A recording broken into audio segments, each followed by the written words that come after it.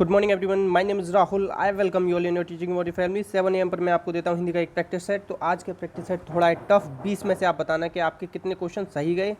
अगर आपके 10 प्लस भी आते हैं तो भी आप लोग अच्छा कर रहे हो, ठीक है। तो पहले क्वेश्चन से स्टार्ट करेंगे। आभास और आभास, इन दोनों में क्या मतलब, इसका मतलब क्या होता है? तो आभास का अर्थ होता है भूमिका, और इस आभास का मतलब होता है झलक। कहते हैं ना, ये वाला जो होता है आभास, कि मुझे झलक दिखाई दी उसकी, मुझे ऐसा आभास हुआ कि कोई है, तो झलक ये वाला होता है, ठीक है। आभास का मतलब भूमिका होता है शाह। और ये वाला जो शाह होता है ना, ये मूर्धन्य शाह है, इस तरीके से याद रखो। और ये वाला जो होता है ना, ये दंत शाह है, ठीक है। और कौन सा बच गया आपका? ये वाला शाह बच गया ना, ये आपका तालु शाह है, ये तालु से बोला जाता है, ठीक है। नेक्स्ट क्वेश्चन पे आते हैं। दूसरा क्वेश्चन, ममत्व का विलोम क्या है? ममत्व मतलब पास, परत्व मतलब दूर। ममत्व का हो जाता है परत्व, ठीक है। और प्रेम का हो जाएगा घृणा, प्रेम करना घृणा करना, ठीक है। तो ममत्व का क्या हो जाएगा? परत्व हो जाएगा।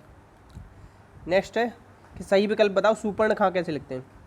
पहली बात तो सुपर्णखा हम बोलते गलत है, हमेशा सुपर्णखा होता है, सुरपर्णखा होता है। क्या होता है? सुरपर्णखा, सुरपर्णखा।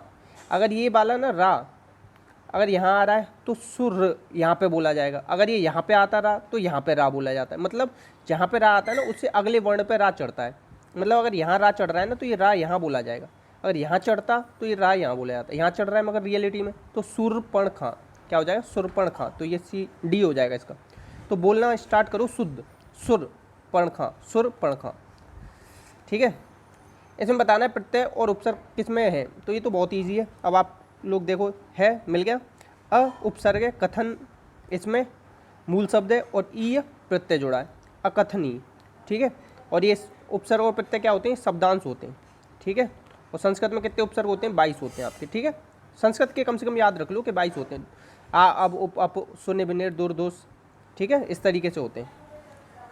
तो नेक्स्ट चलते हैं। नेक्स्ट क्वेश्चन है कि कौन सा इसमें से विग्रह गलत है?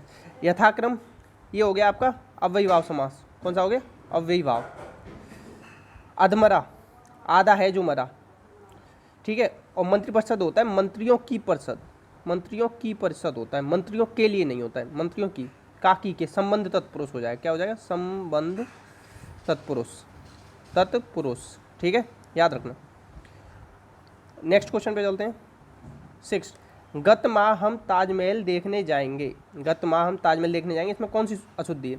गत माह मतलब पुराना माह, मतलब जो निकल गया। देखने जाएंगे नहीं, देखने गए थे। गत माह हम ताजमहल देखने गए थे, तो इसमें कौन सी हो जाएगी? काल संबंधी अशुद्धि है, ठीक है। काल कितने होते हैं आपके? भूत, भविष्य, वर्तमान। वर्तमान के कितने भेद हैं? 5, भूत के 6 भेद हैं, और भविष्य के 3 भेद हैं, ठीक है। ये भेद पूछ लिए जाते हैं कि भूतकाल के कितने भेद हैं, और वर्तमान के, ये दोनों ज़्यादा पूछे जाते हैं, भविष्य नहीं पूछा जाता, ठीक है। नेक्स्ट क्वेश्चन है आपका, फा का उच्चारण स्थान क्या है? अब देखो, इस समय आप बहुत ज़्यादा कन्फ्यूज हो जाएगा। फ का उच्चारण स्थान क्या है? अब देखो, आप लोग लगा दोगे इसमें ओष्ठ, क्योंकि आपने ये पढ़ा होगा प, फ, ब, भ, म, ठीक है, ये पढ़ा है आपने। और क्या पढ़ा है इसमें? ऊ भी आता है, ठीक है, तो ये भी पढ़े हैं आपने। मगर ये जो फा है, इसमें नुक्ता नहीं लगता। अब ये वाला जो मैंने दे रहा है, इसमें ये नुक्ता लग रहा है, तो ये ओष्ठ नहीं होगा, ये दंतोष्ठ हो जाएगा। क्या हो जाएगा? दंतोष्ठ, क्योंकि ये इसमें नुक्ता, ये क्या कहते हैं? नुक्ता, नुक्ता। और दंतोष्ठ में एक दो आते हैं, एक तो फा आता है ये वाला नुक्ता वाला, और एक वा आता है, य र ल व वाला, ठीक है। जैसे य र ल व, ये वाला जो या है, ये आपका तालु है। ये वाला जो आपका रा है, ये क्या है? ये मूर्धन्य है। और ला क्या है? दंत है। और ये बा क्या बता दिया मैंने अभी? दंतोष्ठ बता दिया। तालब क्या होते हैं? 4 वर्ग के जितने आते हैं वो तालब में आते हैं। और य और श, य श ई ये आते हैं। दंत में क्या आते हैं? त थ द द न, ल श, ठीक है। और ओष्ठ तो आपको पता ही है, प फ ब भ म और उ, ठीक है। नेक्स्ट क्वेश्चन है 9वां, इसमें से कौन सा उपसर्ग संस्कृत का नहीं है? संस्कृत के कितने उपसर्ग बताए? 22, याद कर लेना, बहुत ज़्यादा इंपॉर्टेंट है, बहुत ज़्यादा काम देंगे आपको। उपसर्ग भी निकालने में बहुत हेल्प कर देते हैं। और ये आता है कि कौन सा फारसी का या उर्दू का उपसर्ग नहीं है। तो इसमें जो अन है ना, ये आपका हिंदी का उपसर्ग है। किसका है? हिंदी का। आ, अब, उप, अप, अभि, अधि, अनुशम, ये सब क्या है? शुभ, निर, दुर्दोष, इस तरीके से होते हैं संस्कृत के। संस्कृत के ऊपर के 3 है, और जो डी है वो आपका हिंदी का है, ठीक है। थोड़ा सा टफ लग रहा होगा, मैं समझ रहा हूँ, मगर फिर भी प्लीज़ मैं आपको ईजी कराता जाऊँ कोई फ़ायदा नहीं होगा, सिलेक्शन ईजी से नहीं होना। अब चीज़ें बदल चुकी हैं, सारे लोग कंपटीशन कर रहे हैं यार, 5 लाख लोग आते हैं 1000 सीटों पे, तो उस हिसाब से हमें तैयारी करनी पड़ेगी। अब अगर आपको ईजी पढ़ना है तो आपको 10 क्वेश्चन करा देगा 1-1 घंटे में, 60 मिनट में। किसी भी बड़े चैनल को पकड़ लो, किसी से भी बड़े चैनल से पढ़ लो, आपको 1 घंटे में करा देगा 10 क्वेश्चन बस। अब देखो इसमें क्या है, अलंकार बताना है। मैंने बता दिया, सा जहाँ पे आ जाए, सा, सी, से, सरिस, सम, जैसा, जैसे, तो ये किस में आते हैं? उपमा में आते हैं। किस में आते हैं? उपमा में आते हैं। और ये कौन सा अलंकार होता है? अर्थालंकार होता है। अर्थालंकार होता है। और रूपक में क्या होता है? चंद्र मुख या चंद्र खिलौना, ठीक है। एक और बहुत आता है, चरण कमल बंदो हरे राई, पूछता है ना चरण कमल, तो चरण कैसे? कमल जैसे, तो ये भी क्या होता है? इसमें भी रूपक होता है। एक चीज़ और सीख लो, चरण कमल, ये दे देगा। फिर पूछेगा कि आपको इसमें कौन सा अलंकार है, आप रूपक तो बता दोगे, मगर आपसे ये पूछ लिया ना कि इसमें उपमेय कौन है और उपमान कौन है। उपमेय वो होता है जिसकी हम तुलना कर रहे हैं, उपमेय वो होता है जिसकी हम तुलना करें। तो किसकी तुलना करें? चरण। उपमान ऐसे याद रखो जो अपने पास नहीं है, जो बहुत दूर है, जो जिससे तुलना की जाती है ना, वो उपमान होता है। ये तो हो गया उपमेय। उपमेय हमेशा अपने पास होता है, कमल क्या होता है? दूर है ना, चरणों की तो इससे वो कर रहे हैं, तो ये उपमान हो गया, तुलना। तो क्या होगा? ये उपमेय उपमान इस तरीके से निकालने को आते हैं, बहुत ज़्यादा इंपॉर्टेंट है, प्लीज़ इसे भी इंपॉर्टेंट बना के लिख लेना, बहुत पूछा जाता है। अलंकार सबको याद हो गए। और एक चीज़ और लिख लो, शब्द अलंकार में आते हैं आपके अनुप्रास, यमक, श्लेष और वक्रोक्ति, ये 4 याद कर लो शब्द अलंकार में। अर्थालंकार में आपके आएंगे उपमा, रूपक, अतिशयोक्ति और उत्प्रेक्षा, ठीक है। और एक और अलंकार होता है आपका उभय अलंकार, उसे छोड़ दो अभी, मोस्टली इनमें से आता है, ठीक है। नेक्स्ट क्वेश्चन है आपका, इसमें से कौन सा बाणिक छंद है? अब देखो, शाब्दिक, वाणिक और मुक्तक, 3 तरीके के होते हैं। शाब्दिक में होते हैं सम्मात्रिक, अर्धसम्मात्रिक और विसम्मात्रिक, ठीक है। अब मैंने आपको शाब्दिक में कई बार बताया है कि दोहा और सोरठा, ये क्या होते हैं? आपके अर्धसम्मात्रिक होते हैं, तो ये तो है। चौपाई किस में आएगा? चौपाई आएगा आपका 4 गीत हरिगीत का बताया था ना, गीत हरिगीत का, तो चौपाई, रोला, गीत, हरिगीत का, ये आते हैं आपके सम्मात्रिक छंद में, ठीक है। और सम्मात्रिक में कौन से आते हैं? दोहा, सोरठा, भैरव, उल्लाला, ठीक। तो क्या बच गया आपका? सबैया बच गया, तो यही आपका बाणिक छंद है, ठीक है। और एक मुक्तक छंद और होते हैं, तो इन्हें याद रखना। कौन सा शब्द रूढ़ है?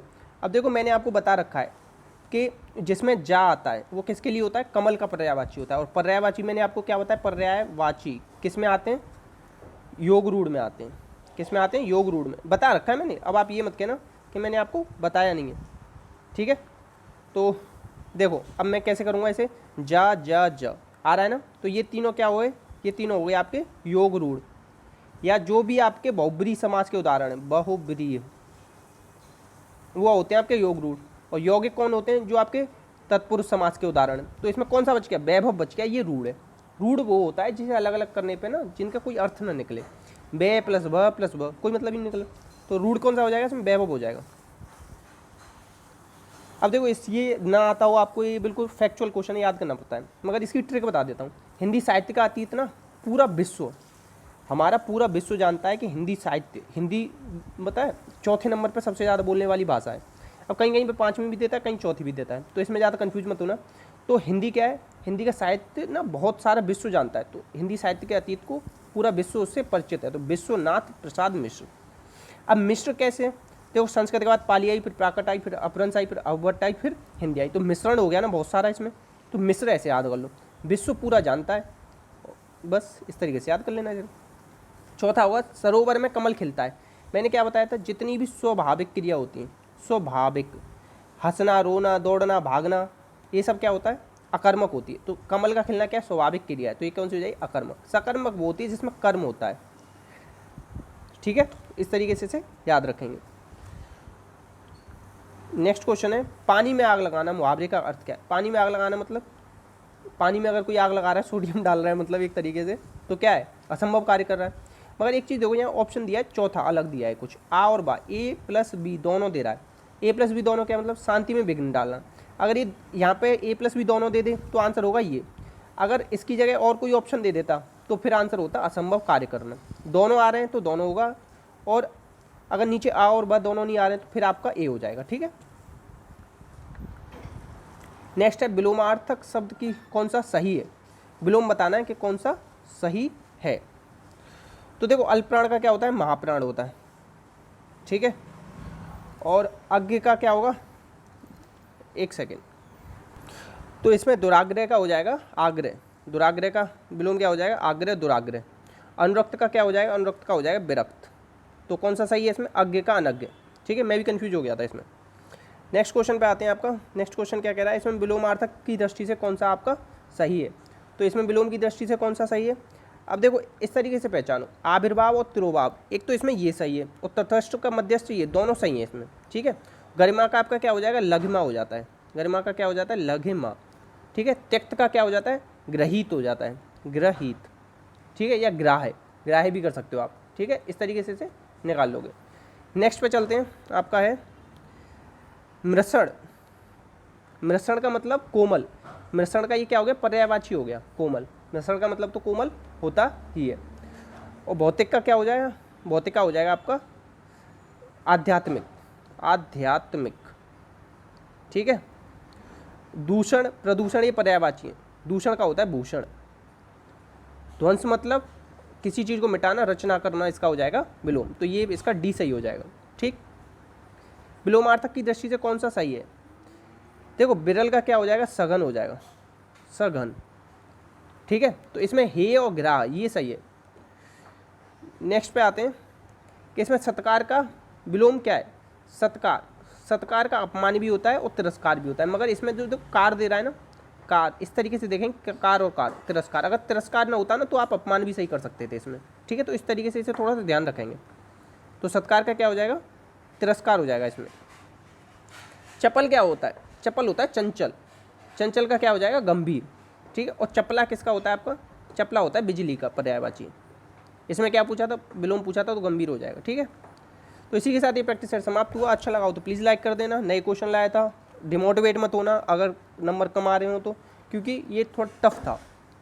तो प्लीज़ लाइक कर देना, शेयर कर देना, दोस्तों से कहना कि अच्छी क्लासेस चल रही हैं, प्लीज़ लें, और अपना प्यार बनाए रखना। इसी तरह डेली देखते रहना 7 AM पर वीडियो। तो अपना और अपनों का ख्याल रखना। इसी के साथ जय हिंद, जय भारत।